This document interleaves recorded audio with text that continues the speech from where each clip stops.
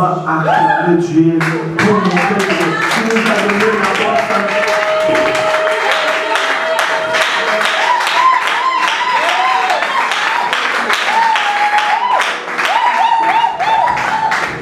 Alléluia. Est-ce que vous savez aussi que quand on acclame Dieu, c'est l'adoration? Tu sais, quand on acclame, il y a beaucoup de significations. Quand on acclame, c'est-à-dire on considère, on encourage. Quand on acclame, c'est-à-dire on est en train de te mettre là où tu mérites. Quand on acclame, c'est-à-dire moi je suis en bonne santé. C'est une attitude physique de l'adoration. Je témoigne, c'est Dieu. Des fois, quand on acclame Dieu et les autres qui font semblant. Quoi, on acclame, c'est le roi. On n'acclame pas Dieu en tant qu'assis. Mais quand on acclame, on s'élève. Même dans les stades, quand on acclame pour les joueurs, tu vas voir les gens sont en train de sauter. Il y a une autre personne, j'ai regardé une autre.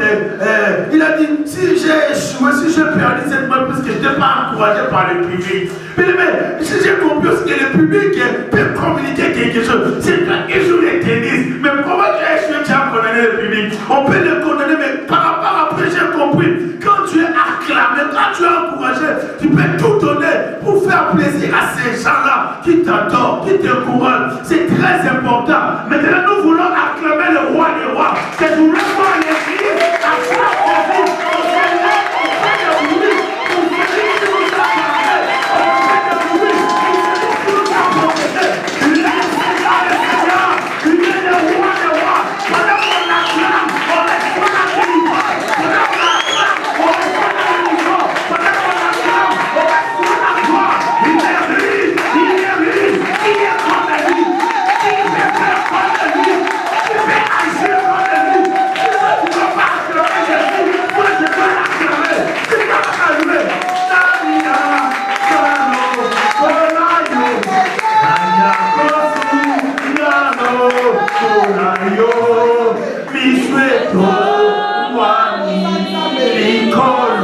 Oh, David a dit, je me lève mes yeux vers le montagne. Tout me vient donner le secours. Oh Seigneur, c'est toi qui es le secours de ma fille. Peu importe ce qui peut arriver dans ma vie, mais toi tu restes Dieu à l'éternité, à l'éternité. Ils avaient fait leur complot, ils avaient fait leur plan, mais tu l'as changé en bien.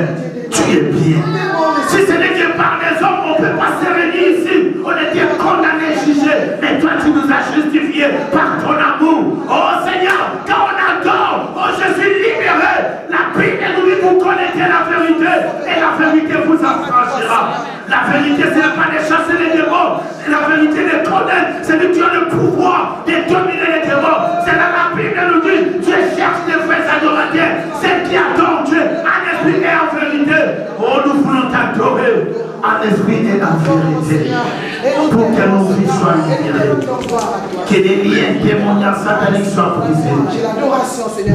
Seigneur, bénis ton serviteur Lito qui va nous parler de ta parole. Fais-nous grâce à travers cette parole, nos yeux s'ouvrent. Fais-nous grâce à travers cette parole, que nos vies soient bénies. Tu as dit, vous êtes déjà délivrés à cause de cette parole. Vous êtes d'attaque. Vous êtes déjà bénis à cause de cette parole. Ce n'est que laisse ta parole pour nous faire du bien. Ah, mais est-ce que tu ne peux pas demander à ton Dieu que sa parole puisse te faire du bien ce matin? Là où vous êtes, élève ta voix, prie maintenant. On ne prie pas pour la parole, parce que la parole c'est Dieu. Mais on prie pour nous qui vont écouter cette parole. Que dis à ton Seigneur, que ta parole me délivre, que ta parole me fait du bien. Élève ta voix, prie maintenant, dans le nom de Jésus. Merci. Que ta parole me fasse libérer, oh Dieu. Que ta parole crée les choses dans ma vie. Alléluia. Que ta parole me guérisse, oh Dieu. Lève la voix et prie, lève la voix et prie, lève la voix, Seigneur. Nous voulons écouter ta parole, Seigneur, nous te prions de nous parler de ta part. La Bible dit, Seigneur de gloire, c'est poussé par ton esprit que les hommes ont parlé de ta part. Et nous nous abandonnons, Seigneur, ce matin, afin que tu puisses nous parler encore au travers de cette parole. La Bible dit, dans leur détresse, ils crièrent à l'Éternel. L'Éternel envoya sa parole et sa parole a guéri. Seigneur, nous voulons une parole qui guérit, Seigneur. Qui guérit pas seulement le corps, mais une parole qui guérit l'âme et l'esprit, Seigneur de gloire. Une parole qui guérira le foyer, Seigneur de gloire. Une parole, Seigneur, qui guérira, Seigneur de gloire, oh Yoshua, chaque domaine de nos vies. Une parole qui guérit, Seigneur de gloire, nos attitudes et nos actes. Une parole qui guérit nos comportements. Une parole qui guérit incomparable Dieu, notre volonté. Voilà pourquoi nous voulons, Seigneur, nous humilier, Seigneur, en ce moment, afin que toi seul sois glorifié. C'est dans le nom de Jésus que nous prions 3 fois. Amen. Amen. Amen. Oh, s'il vous plaît, répondez comme des vainqueurs. Au nom de Jésus, nous crions 3 fois. Amen. Amen. Amen. Vous savez, la nature doit nous enseigner. Amen. Amen. Vous savez que l'alerte de Vigipirate est dans son maximum, c'est-à-dire que nous sommes dans un état de guerre. Amen. Amen. Et les chrétiens devaient savoir, depuis que vous avez été, depuis que vous êtes devenus des chrétiens, dès le premier jour, quand vous avez déclaré « J'accepte Seigneur Jésus-Christ comme étant Seigneur et Sauveur », vous aviez déclaré une guerre contre le monde du ténèbre. Amen. Je croyais que tu allais dire Amen. Amen. Je disais, depuis le jour, depuis le jour que vous avez accepté, je dis bien, depuis le premier jour, depuis le jour que vous avez décidé de croire en Jésus-Christ, c'est-à-dire de l'accepter comme étant Seigneur et Sauveur de votre vie, vous aviez déclaré une guerre dans le monde du ténèbre. Et depuis ces jours, si vous ne le savez pas, vous vous êtes engagé dans un combat spirituel. Alléluia. Amen. Amen. Bon, lève-toi un peu. Nous allons lire la parole de Dieu avant de continuer. Je ne serai pas très long. Pendant quelques minutes, nous allons écouter la parole de Dieu. Nous allons prier encore. Alors, je vous invite à lire avec moi dans le livre de 1 Jean, chapitre 5, verset 1 jusqu'au 3e verset. J'attends juste que tu te lèves pour le respect de la parole de Dieu avant que je fasse la lecture. Pour les mamans qui ont les enfants, vous pouvez rester, mais si vous n'avez pas d'empêchement, vous pouvez le faire. 1 Jean, c'est avant Apocalypse, 1 Jean 5. Si tu as trouvé ton verset dans ta Bible, lève-toi s'il te plaît. Pas pour moi, mais pour la gloire de Dieu. Et je vais faire la lecture. Amen. Amen. Est-ce que vous avez trouvé? Amen. 1 Jean 5, 1 à 3. Amen. Si vous avez trouvé, dites seulement Amen, je vais faire la lecture. Amen. Quiconque croit en Jésus-Christ, quiconque croit que Jésus est le Christ, est né de Dieu, et quiconque aime celui qui l'a engendré, aime aussi celui qui est né de lui. Nous connaissons que nous aimons les enfants de Dieu lorsque nous aimons Dieu et que nous pratiquons ses commandements. Car l'amour de Dieu consiste, l'amour de Dieu consiste à garder ses commandements, et ses commandements ne sont pas pénibles, parce que tout ce qui est né de Dieu triomphe du monde. Et la victoire qui triomphe du monde, c'est notre foi. Amen. Amen. Qui est celui qui triomphe du monde, sinon c'est lui qui croit que Jésus est le Fils de Dieu. Amen. Prenez place, que Dieu vous bénisse. Amen. Voilà, pendant quelques minutes, nous allons partager ce thème que j'avais commencé depuis la veillée passée, pour ceux qui étaient à la veillée. Nous avions parlé de quel thème déjà? Maman peut me rappeler. Tu peux me rappeler le thème que nous avions parlé? Confronter et conquérir l'année 2015. Amen. Confronter et conquérir l'année 2015. Et nous avions dû, c'est justement pour nous apprendre, n'est-ce pas, qu'il y a des principes à respecter si nous voulons devenir des victorieux en 2015. Amen. Amen. Depuis l'année passée, depuis le premier jour, chacun de nous avait des projets. Chacun de nous avait des desseins ou des désirs à compléter, n'est-ce pas, ou à réaliser en 2015. Chacun de nous, quelque part, désire une réussite, désire prospérer dans tout ce qu'il va entreprendre en 2015. Mais je vous rappelle qu'on ne pourra pas, mais bien aimé dans le Seigneur, à décrire ou avoir une victoire si on ne respecte pas le principe. Amen. Amen. Voilà. Dans ce verset, la Bible dit quiconque croit que Jésus est le Christ, il est né de Dieu. C'est-à-dire, tous ceux qui reçoivent Jésus-Christ comme étant Seigneur et Sauveur dans leur vie, ils sont nés de Dieu. Amen. Voilà pourquoi la Bible dit que ceux qui croient à la parole de Dieu, il leur a donné le pouvoir de devenir enfants de Dieu. Et chaque enfant de Dieu, c'est-à-dire tous ceux qui ont reçu Jésus-Christ comme étant Seigneur et Sauveur, je vous ai dit, dès le premier jour, vous aviez déclaré une guerre avec le diable. Vous aviez déclaré une guerre avec le monde du ténèbre. Vous aviez déclaré une guerre avec les démons et les sorciers. Amen. Mais dans cette guerre, je vais vous rassurer pour ne pas avoir peur, la Bible dit ceci. La victoire qui triomphe du monde, c'est notre foi. Amen. Donc vous êtes engagé dans une guerre, et dans cette guerre, si vous avez la foi, vous êtes vainqueur d'avance. Amen. Je croyais que tu allais dire Amen. Si vous avez la foi, dans cette guerre où nous sommes engagés, nous sommes plus que vainqueurs. C'est-à-dire, dites-moi pourquoi. Parce que lorsque vous avez la foi, vous ne combattez plus pour avoir la victoire. Mais vous combattez déjà dans la victoire. C'est comme un combat en différé. C'est comme un film en différé. Il y a quelque chose qui existait. C'est lui qui a vaincu, on le connaît déjà. Nous sommes juste dans le déroulement pour que nous arrivions à la victoire. Amen. Voilà, nous avions vu, je vais rapidement faire quelques récapitulations de quelques principes que nous avions vus. Le premier principe, nous avions vu le premier principe pour avoir ou conquérir l'année, son année 2015. La première chose que vous devez reconnaître, que vous êtes dans un combat spirituel.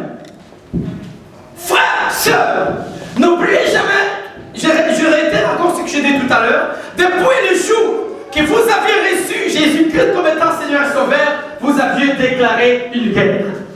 Et si vous voulez avoir la victoire dans votre vie chrétienne, sachez que chaque fois que vous vivez, chaque moment que vous vivez, vous êtes dans une guerre. Amen. Vous savez pourquoi est-ce qu'on est surpris? Pourquoi est-ce qu'on nous surprend peut-être lorsque nous avons des échecs? C'est parce qu'il y a des jours, il y a des moments qui nous arrivent à oublier que nous sommes dans une guerre. Oh, si les Français savaient que nous étions dans une guerre, ils seraient prêts à pouvoir combattre toutes sortes de terrorisme. Amen. Si ceux qui travaillaient à Charlie Hebdo savaient qu'ils étaient dans une guerre, ils auraient pris les précautions pour ne pas permettre à ceux qui leur ont combattu de pouvoir y accéder. Hélas, nous reconnaissons que nous sommes dans une guerre lorsqu'on est attaqué. C'est ça le problème. Si on savait que nous étions dans une guerre, l'alerte devait être dans son maximum tous les jours. Amen. Et c'est ce que les chrétiens ne comprennent pas. La plupart des chrétiens ne prient que lorsqu'il y a un problème. La plupart des chrétiens ne prient que lorsqu'ils sont confrontés à une situation. Amen. Donc en 2015, si tu veux avoir la victoire, si tu veux conquérir ton année 2015, sache-le, dès le premier jour, dès le 1er janvier, tu étais en guerre. Dis Amen avec moi, s'il te plaît. Tu étais en guerre. Et aussi longtemps que tu seras en guerre, tu sauras prendre des précautions. Le deuxième principe, pour conquérir son année 2015, tu dois savoir que dans cette guerre où tu es engagé, tu n'es pas seul. Dis seulement, je ne suis pas seul. Amen. Si tu reconnais que dans cette guerre où tu es engagé, tu es avec Dieu, alors ta victoire est certaine. Demandez-moi pourquoi. Parce que la Bible dit dans Romains 8, verset 31, la Bible dit ceci: qui diront donc de ces choses? Si Dieu est pour nous, qui sera contre nous? Est-ce que vous avez compris? Écoutez, en 2015, si Dieu combat à votre côté, vous serez plus que vainqueur. Si Dieu est avec nous, avec vous en 2015, tout ce que vous ferez, vous réussirez. Vous pouvez encore me demander pourquoi? J'ai plusieurs réponses. Parce que la Bible dit, dans Psaume 60, verset 14, avec Dieu, nous ferons des exploits. Qui peut finir la deuxième partie? Ah, dites-le avec toi. Et quoi? Il écrasera nos ennemis. Écoutez-moi ce matin, les bien-aimés dans le Seigneur. Si en 2015, Dieu est avec vous et vous êtes avec Dieu, si Dieu combat à votre côté et vous combattez à côté de Dieu, sachez que vous avez fait des exploits. Et quand je parle des exploits, ce n'est pas seulement sur le plan spirituel. Vous pouvez faire exploit sur le plan financier, matériel, sur le plan familial, sur chaque domaine de votre vie. Car vous ne marchez pas seul, mais Dieu est avec vous. Alléluia. Amen. La Bible dit la triomphe ou la victoire qui nous est comptée dans ce monde, mais bien aimé dans le Seigneur, nous l'avons dans la foi. C'est notre foi. Et lorsque vous avez la foi que Dieu est avec vous, la victoire est certaine. Vous pouvez encore me demander pourquoi? Parce que dans cette année 2015, si vous ne combattez pas avec Dieu, si Dieu n'est pas avec vous, vous serez plus que des perdants. Parce que la Bible dit dans Psaume 127, n'est-ce pas, verset 1er, la Bible dit si Dieu ne bâtit pas une maison, c'est-à-dire si Dieu ne combat pas avec vous, si vous ne combattez pas ensemble avec Dieu, vous ne pouvez pas avoir la victoire. Tous ces gens qui ont vu la victoire sur leur camp, ce sont des gens qui ont combattu avec Dieu. Amen. Voilà pourquoi, mes bien-aimés dans le Seigneur, David a pu vaincre Goliath. Si vous comparez entre David et Goliath, il n'avait rien à voir. Amen. Tout était en défaveur de David. Mais la Bible dit, David va dire à comment il s'appelle, Goliath, tu viens avec moi avec des lances, devant moi avec des lances et javelots. Mais je viens devant toi au nom de l'Éternel des armées. Écoutez-moi, cette année 2015, si Dieu est avec vous, même si le Goliath se lève devant vous, vous serez plus que vainqueur. Amen. Si Dieu marche avec vous, si Dieu travaille avec vous, là où les autres échoueront, vous serez plus que vainqueur. Si Dieu est avec vous, là où les autres reculeront, Dieu vous accordera la grâce de pouvoir avancer. Je croyais que tu allais dire Amen. Amen. En 2015, marchez avec Dieu. Amen. Faites en sorte que Dieu soit avec vous. Je vais continuer, n'est-ce pas?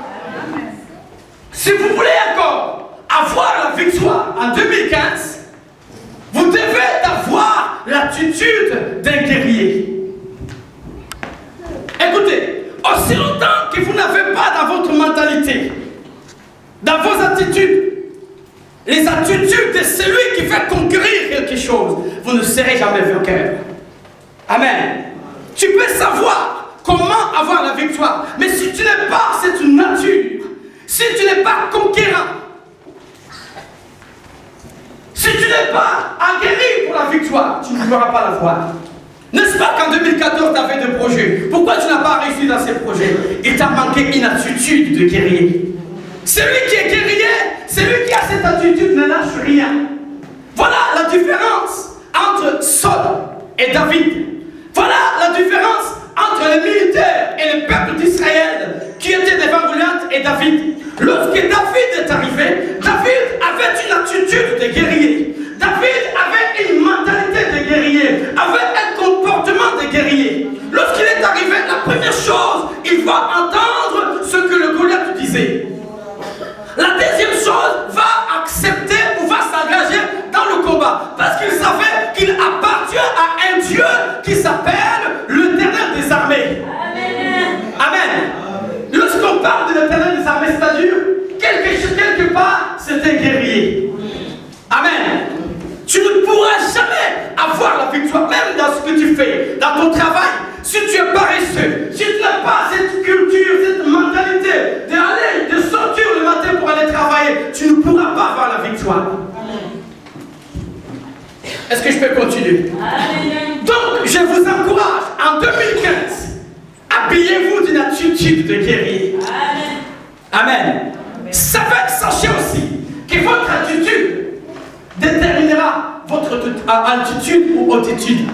Tu ne seras pas élevé aussi longtemps que tu n'as pas l'attitude. En fait, lorsque je parle d'attitude, l'attitude forme le caractère. Et ton caractère va former tes habitudes. Les habitudes que tu as aujourd'hui dépendent de ton attitude. Amen. Donc, je veux encourager l'Église. Je veux encourager le peuple de Dieu. En 2015, soyons tous de guerriers. Si tu n'es pas guerrier, alors tu n'appartiens pas à l'armée de l'Éternel. Si tu n'es pas un guerrier, alors tu n'es pas un chrétien. Car la Bible dit que ceux qui sont nés de Dieu triomphent du monde. C'est-à-dire que tu ne peux pas avoir le triomphe ou la victoire si tu n'es pas engagé dans un combat. Amen. La Bible dit ceci. Ils vous feront la guerre. Pourquoi? Parce que vous appartenez à Dieu. Et celui qui règne, celui qui détient le pouvoir de ce monde, c'est le diable. Si tu ne combats pas le diable, alors tu es avec lui. Je peux encore continuer le soir. Donc, mes bien-aimés dans le Seigneur, dans tout ce que tu feras en 2015, sache ou cherche à avoir une attitude. Amen. L'attitude, c'est le caractère qui est à l'intérieur. Cela ne dépend pas de ta taille. Cela ne se voit pas dans les yeux physiques. Amen. Cela est dans le cœur, dans la pensée. Cela est en toi. Et si en 2015, nous voulons avoir la victoire, mais bien aimés dans le Seigneur, ayons cette attitude. Amen. Celui qui n'a pas l'attitude de guerre, dans ce combat, il va reculer. Comme les autres l'ont fait. Mais comme David avait cette attitude, il a accepté d'aller au combat. Amen. En 2015, acceptez le combat. En 2015, acceptez le combat. Nous avions vu dans le livre de Nombres, n'est-ce pas, 23-24, qu'est-ce que la Bible a dit? Que le peuple d'Israël était comme sortait et ils étaient comme des lions. Et lorsque ils sortaient, ils étaient comme des lions. C'est-à-dire, ils ne pouvaient pas, ou le lion ou la lionne ne recule pas lorsqu'il a un proie à dévorer. Il va au combat, il poursuit cette proie jusqu'à ce qu'il retire cette proie. Et le lion, lorsqu'il se met à poursuivre une proie, il ne se laisse pas faire. Il ne dort pas aussi longtemps qu'il n'a pas bu le sang de sa proie. C'est-à-dire, en 2015, dans chaque combat, dans chaque affaire où vous serez engagé, ne lâchez pas aussi longtemps que vous n'avez pas la victoire. Ne lâche pas tes études aussi longtemps que tu n'as pas eu ton diplôme. Ne quitte pas ton emploi même s'il fait froid. Continue jusqu'à ce que tu aies ce que tu as besoin. La plupart des cas, mais bien aimé dans le Seigneur, j'ai ce que j'appelle les symptômes de j'y étais presque. Amen. Il y a ces symptômes de j'y étais presque. C'est-à-dire, chaque fois que tu vas faire une chose, tu n'arrives jamais au bout. Lorsque tu seras presque, tu vas lâcher. Mais celui qui a attitude de guerre, d'un combattant ou de guerrier, lorsqu'il s'engage dans un combat, il ne lâche pas jusqu'à ce qu'il obtienne la victoire. Qu'est-ce que je veux dire par là? Je veux qu'en 2015, tu combattes jusqu'à obtenir ta victoire. Tu pries jusqu'à obtenir ton exaucement. Est-ce que vous comprenez? Amen. Dans chaque chemin que tu vas emprunter, ne recule pas aussi longtemps que tu n'as pas arrivé au bout. Peu importe ce qui arrivera, peu importe les difficultés, peu importe les obstacles